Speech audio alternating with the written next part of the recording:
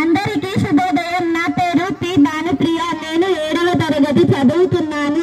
శ్రీయుత గౌరవనీయులైన ఉపాధ్యాయులు మరియు నాతోటి విద్యార్థులకు 76వ గణతంత్ర దినోత్సవ శుభాకాంక్షలు.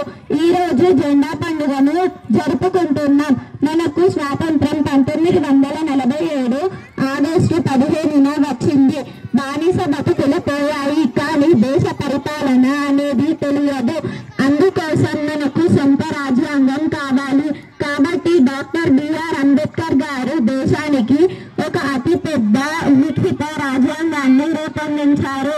అందుకు 3 సంవత్సరాలు పట్టింది. దానిలో దేశ పరిపాలన పద్ధతులు, చట్టాలు, హక్కులు, బాధ్యతలు రాయబడ్డాయి. దాని ప్రకారం దేశ పరిపాలన ఉంటుంది. మనకు 1950 జనవరి 26న రాజ్యాంగం అమలులోనికి వచ్చింది.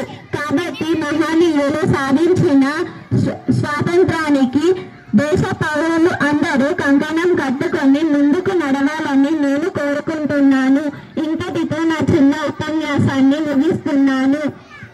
జై హింద్, జై భారత్, జై జై తెలంగాణ.